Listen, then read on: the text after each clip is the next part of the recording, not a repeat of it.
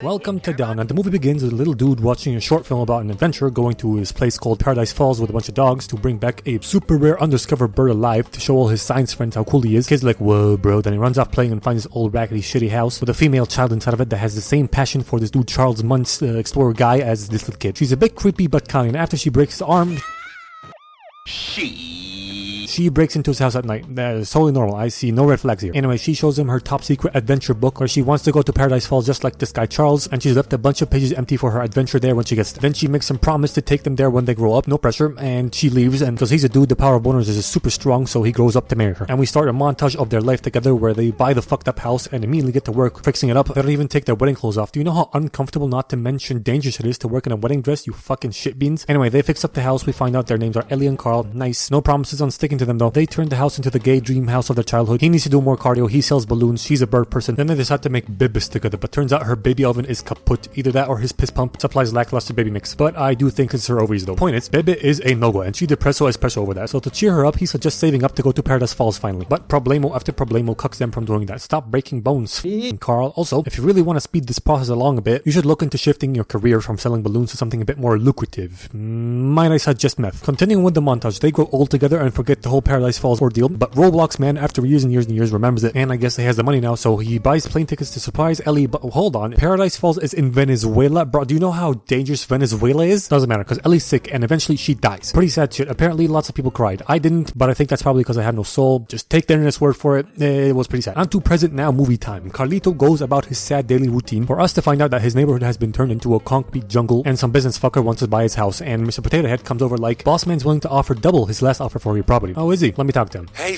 yeah, gay vampire looking ass bitch, and kiss my wrinkled little ass, boy. Yeah, I'm not with him. You can have my house when I'm dead. He goes inside, and after a little while, he gets a knock on his door from this little killer bean looking ass dude named Russell. Your boy Scott, and Carl's just like, no, and shuts the door, but then opens the door again. Turns out Russell wants to get his assisting the elderly badge and won't leave Carl alone. So Blockface makes up the story about this annoying creature snipe thing, alright, and tells him to go find it if he wants to help him, and he'll sign his thing for him. You know, if you really wanted the kid off your back that bad, you could have just signed the paper that said that he helped you and just be done with it, and write how he helped you by avoiding a headache and leaving me alone. I thought old people were supposed to be wise. So dumbass kid goes out to find the snipe, and Bulldozer comes along and backs up into Carl's mailbox, and Mark Zuckerberg tries to help, like, oh my god, I'm so sorry, don't touch that, I can fix it, go steal someone's data, I can help, ah! He has a tennis ball at the end of that cane, right? How the fuck does it do so much damage? I guess it's possible, but still. Mark's pussy face is bleeding, and since this is the great US of A, we get lawsuits, baby! Fuck yeah! Can you smell that? It's freedom, motherfucker! Your vampire sues his ass and gets the house and forces Carl to go into a retirement home. You know, maybe if Carl didn't run away like a bitch and just apologize right then and there, and then they wouldn't have this problem. But I doubt it, because, you know, this is land of McDonald's. They will salivate at the whiff of a lawsuit. That night, he's told to pack up his shit to go to a retirement home next day, but stumbles upon Ellie's old adventure book, so he looks at it and then looks at the old people home brochure like,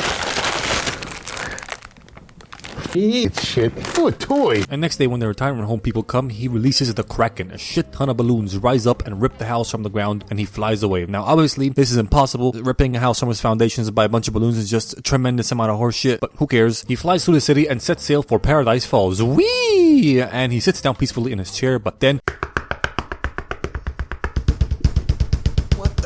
is that? Turns out to be Russell. You see, he thought he found a snipe and followed under the porch. It turns out to be just a tiny mouse. Then the house took off and here we are. However, I have a question. He said he was hiding under the porch. So where the fuck is this kid in these images? And also later on we find out that Russell can't climb for shit, so this is cat piss right here. Anyway, he lets him in, kid's annoying, he fantasizes about killing him, then he tries to lower the house by cutting off some balloons from this fireplace where they're all attached to the house, but then they approach a cumuloid nimbitch, alright? That's a cloud, storm cloud. They go inside it and plates crack, shit falls, and he's like, no, my stuff! And we cut to later when he tied all his stuff down and he's passed out there, and Russell steered the house to South America using his Wilderness Explorer DPF that he immediately loses. And Carl doesn't believe that they're in South America, so he takes the bird down to get the kid home, and they pass by some rocks and he's like, what the hell is that? And they crash to the ground and fall off and save the house from flying off a cliff. By the way, this guy, this old frail old man, is supposed to have all his bones shattered and or dislocated, and he's gonna keep doing shit like this and be completely fine afterwards. So I'm just gonna pretend he's some sort of invincible mythological god or something and just move on, okay? So the fog lifts and he sees that they're super close to Paradise Falls and the final resting place that he wants to put his house in, and cause Carl has sausage arms and can climb, he decides to walk his house over there. By the way, if Russell could have made it up, he wanted him to hoist him up. That's right, a 12-year-old kid should hoist a fully grown man up. Yeah, that was never gonna happen. Also, now that he has decided to walk the house over there and set it down, he has in effect given up on the idea of taking Russell back home. Just saying. So dipshit Russell decides to help, and they have to get to move him quick because the helium will leak out the balloons in 3 days. They wear the house like a backpack, and Russell takes his shit in the jungle, and with the help of some chocolate, he finds a big gay ostrich, brings it over like, I found a snipe. Listen, kid, it's, oh my god,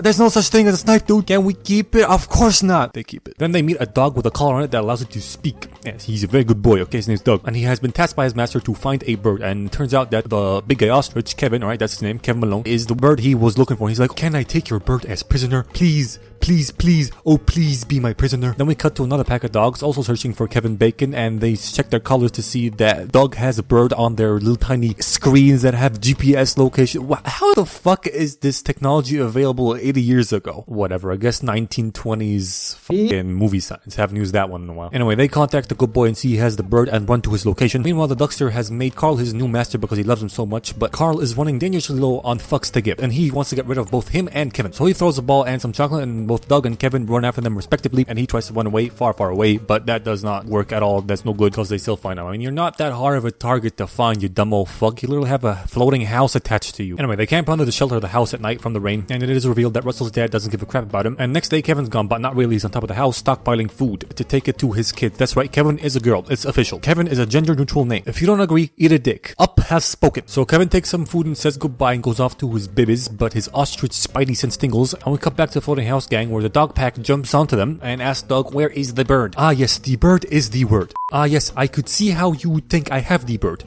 Tomorrow. Come back tomorrow and I will have the bird. Yes. Dumb bitch, you lost it! Then the dogs force the gang to come with them to their master as prisoners, and we see Kevin on top of the house. Okay, I know this once, but how the fuck does it get up there, especially without getting noticed? No way it can fly. Whatever. They take him to a cave and lots of dogs show up. Then Charles Muntz shows up. Yep, he's still alive and he's still here looking for this bird. He takes one look at their mode of transportation and decides that they're not a threat, and Carl goes, holy bazookas, that's Charles Muntz, oh my god! Oh boy, I don't give a fuck. So Charles invites them in for dinner, and they park their house next to his big fuck off blimp, and he trains the dog to be servants and make dinner for him and do everything for him, and he has not left this place because he's still looking for this bird, but he can't catch it because it keeps escaping into this labyrinth place. I've lost so many dogs in there, blah blah, people try to come here and steal my discovery, blah blah blah. I just want to mention that Charles must be at least 80 years old, and the fact that he might be having sex with his dogs is not too far-fetched of a theory, I'm just saying. Anyway, shit dick's suspicion keeps arising, and they both see Kevin on top of the house, and Carl uses this as a distraction to get out of the blimp and takes his house, and the dogs go after them. So Jesus takes the wheel. Sorry, Kevin takes the wheel, and a bunch of balloons pop while Doug tries to help them out and slow down the rest of the dogs, but he almost gets thrown off a cliff himself. Then they jump this gap, or rather float across this gap and make it to safety, but Kevin has been bitten, and Russell's like, we gotta get it back to his babies. This fucking kid. Alright, let's go. So they walk through the night to get to the labyrinth where his babies are, and no way the balloons aren't popping here. They're floating at branch level. Come on, this is donkey dung. I'm mixing it up here with the the animals and the feces. You see what I'm doing here? Anyway, they get to the entrance of the maze, and the fastest healing bird ever limps over there, but Muntz shows up. You see, he tracked him down using Doug's collar because it has a GPS track, remember? He traps Kevin and tries to burn down Carl's house, balloons popping and shit, and forced between freeing Kevin and saving his house, he chooses his house, and then swoops in and takes the bird. Then Russell goes, you gave away Kevin. I didn't set out for this shit, alright? I'm not your master too. And he calls Doug a bad dog. Now listen here, you raggedy old piece of shit, you take that back. Anyway, he decides to take his barely airborne house to the falls with or without the help of